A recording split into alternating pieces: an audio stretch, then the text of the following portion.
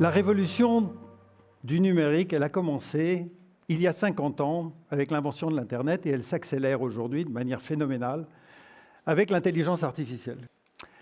Et en tant qu'ingénieur, je trouve ça absolument fascinant, mais en tant que citoyen et ancien ambassadeur, je m'interroge sur notre capacité à traiter des enjeux politiques transnationaux qui sont liés au numérique. Est-ce que la technologie va nous contrôler au lieu que nous la contrôlions? Et est-ce que nous allons perdre le contrôle de la trajectoire de nos sociétés? Et il y a une question sous-jacente, fondamentale, qui est: avons-nous la bonne architecture de gouvernance globale pour traiter des enjeux du numérique? Et c'est de cela dont je veux vous parler aujourd'hui, parce que c'est un sujet qui est totalement absent, comme vous l'avez remarqué, des débats électoraux, alors que c'est un sujet fondamental pour la trajectoire de nos sociétés et pour notre destin collectif. Depuis 20 ans, je me consacre à ces enjeux internationaux du numérique. J'ai servi comme ambassadeur thématique au ministère des Affaires étrangères sur ce sujet. J'ai été élu au board de l'ICANN, qui est un des organismes mondiaux qui gère le système technique de l'Internet. Et j'ai cofondé, il y a 12 ans, le réseau Internet et Juridiction, et plus récemment, la DataSphere Initiative. Et je tire de ces 20 années 3 convictions. La première, c'est que nous vivons une transition historique à l'échelle de l'humanité. La seconde, c'est que notre système international n'est pas adapté pour traiter de ces enjeux. Et la troisième, c'est qu'en conséquence, nous avons besoin d'une nouvelle architecture de gouvernance, d'un nouveau paradigme de gouvernance en réseau pour traiter de cet enjeu. Alors, j'ai parlé d'une transition historique. L'espèce humaine, contrairement à toutes les autres espèces, elle a la capacité de coopérer à très grande échelle grâce à ses innovations en matière de communication, en matière de structure économique et en matière d'institutions politiques. Et en matière de communication, l'Internet, c'est la 4e grande révolution de la communication humaine après le langage, l'écriture et l'imprimerie. Et cet Internet connecte aujourd'hui, en temps réel, la quasi-totalité de la planète. En matière économique, pareil, nous sommes passés des chasseurs-cueilleurs et nous avons ajouté l'agriculture, puis l'industrie, puis aujourd'hui l'économie numérique, avec à chaque fois des luttes pour la répartition de la valeur ajoutée qui est créée, qui est de plus en plus grande, et ce sera le cas encore et toujours dans le cadre de l'économie numérique. Et puis, pour organiser nos sociétés, nous avons inventé des structures politiques. Et l'histoire, en fait, c'est l'effort constant de l'humanité pour s'organiser dans des structures de plus en plus étendues, de plus en plus nombreuses et de plus en plus interconnectées. Et à chaque étape, nous nous sommes appuyés, en fait, sur un principe assez simple. Dans les tribus, sur l'autorité des anciens, dans des tribus de quelques centaines ou quelques milliers de personnes. Des systèmes héréditaires dans les empires antiques ou dans les monarchies ultérieures pour quelques millions de personnes. Et aujourd'hui, nous utilisons des systèmes de représentation basés sur le vote des citoyens dans des États-nations qui vont jusqu'à plus d'1 milliard d'habitants. Et le défi de civilisation auquel nous sommes confrontés aujourd'hui, c'est comment, à l'échelle de la planète, organiser la coexistence de milliards d'individus qui habitent dans des espaces culturels, religieux, politiques et légaux aussi différents.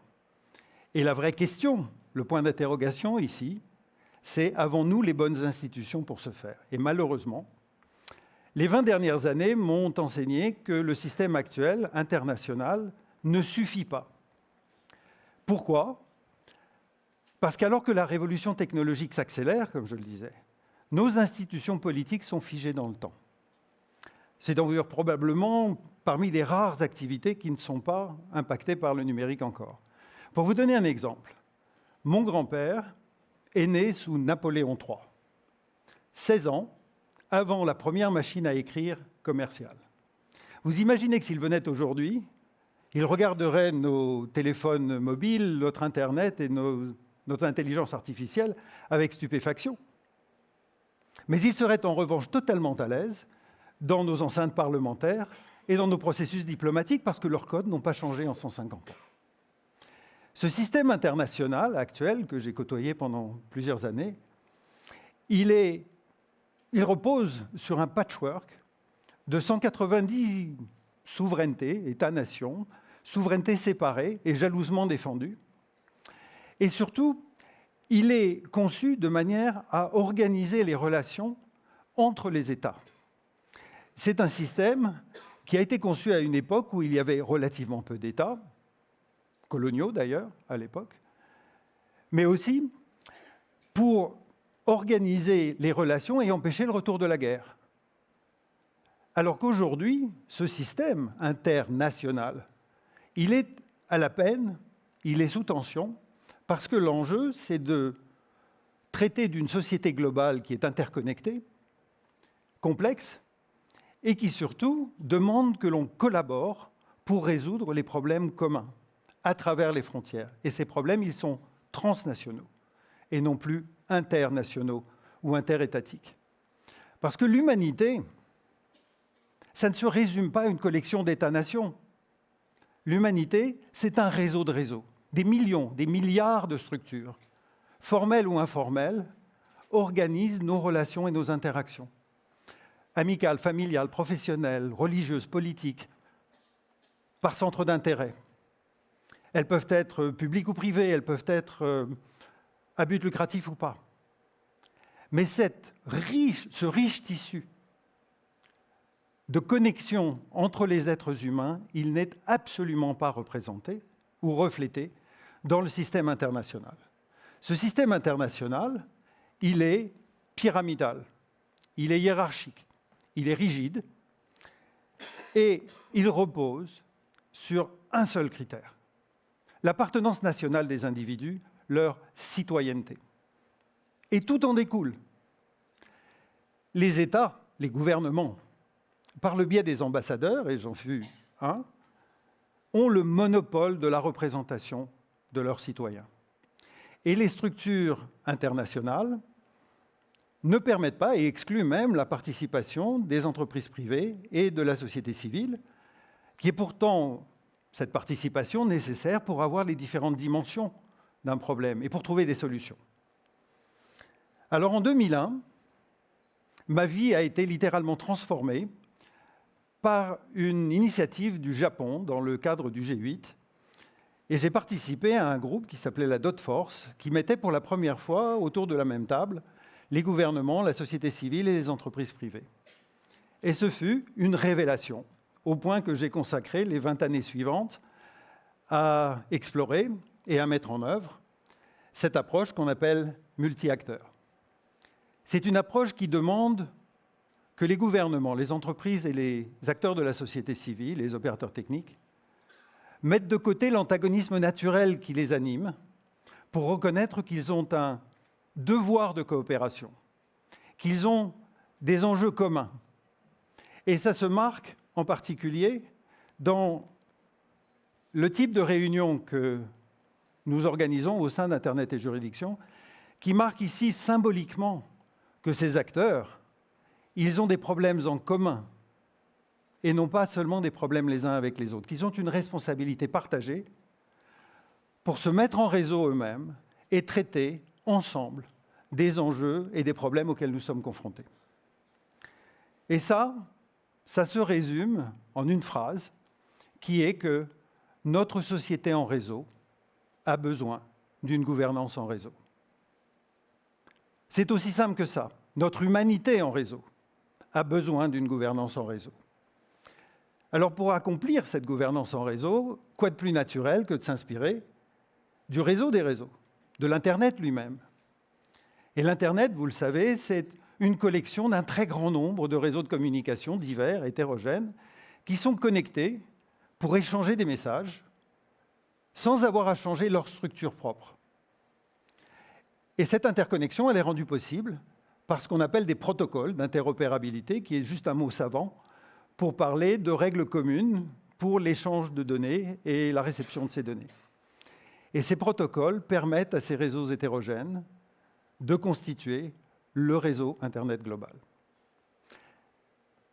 Eh bien, par analogie, je vous ai dit tout à l'heure, nous sommes aujourd'hui en présence d'une multitude de structures humaines créées par l'humanité, que ce soit des entités politiques, des entreprises, le milieu académique, les entités techniques ou la société civile.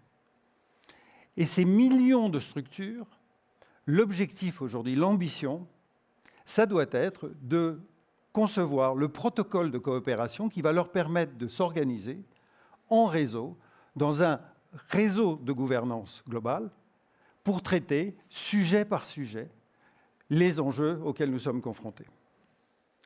C'est un changement important parce que nous passons d'une architecture qui repose sur des territoires géographiques et la citoyenneté, à une architecture qui va reposer sur des réseaux thématiques et les parties prenantes concernées par un sujet. Alors au passage, l'expression partie prenante concernée, c'est une périphrase en français pour traduire un mot anglais qui est présent dans toutes les discussions sur ce sujet à l'international et qui n'a pas de traduction directe, qui est le mot de stakeholders, c'est-à-dire les acteurs qui ont un enjeu autour du sujet concerné. Ce changement, c'est ce que Thomas Kuhn appelait un changement de paradigme. Et ce nouveau paradigme, ça n'est pas un bouleversement, c'est une transformation progressive. Parce qu'il ne s'agit pas de remplacer ou de supprimer les structures existantes. Il s'agit au contraire de les mettre en relation, de les mettre en contact pour leur permettre de s'organiser réseau par réseau et sujet par sujet autour des enjeux que nous avons à résoudre. Et surtout, ce nouveau paradigme de gouvernance en réseau, il veut dire que la souveraineté n'est plus absolue lorsque les décisions d'un État doivent s'appliquer pour trouver une solution au territoire d'un autre État. Ça veut dire aussi que les acteurs non gouvernementaux doivent participer aux décisions selon des modalités nouvelles à définir. Et ce qui est intéressant, c'est que c'est une structure, c'est une architecture qui a pour intention de traiter le secteur du numérique, mais c'est aussi une nouvelle architecture, une nouvelle gouvernance qui est permise par le numérique grâce à tous ces outils de communication dont certains restent encore à inventer. Alors pour terminer, je voudrais partager avec vous une perspective encore plus systémique qui a conduit à l'activité à laquelle je suis plus directement lié aujourd'hui. Et cette perspective systémique, c'est que la crise climatique nous a montré que l'atmosphère, l'hydrosphère, la biosphère sont des écosystèmes complexes. Et le comportement dynamique de ces écosystèmes est impacté par le comportement et les actions de l'humanité dans son ensemble, mais aussi par chacune de nos actions individuelles. Eh bien, cette révolution du numérique, elle est en train et elle a créé une nouvelle sphère que nous appelons la datasphère et qui représente la combinaison de la totalité des données que nous créons, la quantité gigantesque de données que nous créons, l'ensemble des acteurs et des systèmes qui génèrent, traitent et produisent ces données, mais aussi l'ensemble des normes publiques et privées qui s'appliquent à ces interactions et à ces activités. Et cette datasphère, elle est aussi un système dynamique complexe. Ça veut dire que chacune de nos actions, individuelles ou collectives, chacun de nos outils juridiques ou techniques, impacte la trajectoire de cette datasphère et de notre société numérique. C'est donc une responsabilité collective et une responsabilité pour chacun d'entre nous. Chacun de nos clics compte.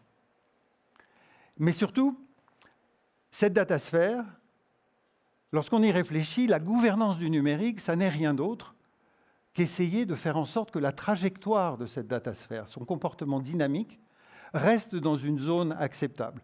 Vous connaissez l'histoire de Boucle d'Or et des trois ours, avec les trois bols, l'un trop chaud, l'autre trop froid et l'autre juste comme il faut. L'enjeu de la gouvernance du numérique, c'est de maintenir notre société dans une direction qui soit conforme à ce juste milieu, à cette juste mesure, entre le risque d'une innovation sans aucun contrôle et le risque d'une frilosité qui nous ferait perdre la valeur de ces innovations. Parce qu'en fait, et c'est la question avec laquelle je voudrais vous laisser, La question fondamentale, c'est quelle est la société numérique que nous voulons construire? Mon premier petit-fils, Léo, dont le père est dans la salle, va avoir 2 mois. Et la vie qu'il va connaître dans les années qui viennent, nous la décidons aujourd'hui. Notre enjeu, c'est de développer une architecture de gouvernance qui permette à nos enfants, à nos petits-enfants, à la société humaine que nous créons avec ces outils de numérique, d'être la plus équitable possible, la plus ouverte, la plus riche. Une qui ne continue pas à favoriser la polarisation, à favoriser les antagonismes, à favoriser les inégalités, mais au contraire à favoriser la coopération, l'auto-organisation et une distribution plus équitable des richesses. Alors, Elinor Ostrom, qui était prix Nobel d'économie et qui est quelqu'un que je respecte infiniment, disait que l'objectif de la politique, c'était de créer des institutions qui font s'exprimer le meilleur de l'être humain.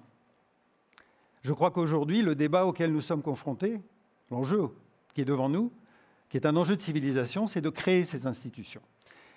Et j'espère aujourd'hui vous avoir premièrement convaincu de l'importance de ce niveau institutionnel qui est complètement négligé aujourd'hui, au niveau global.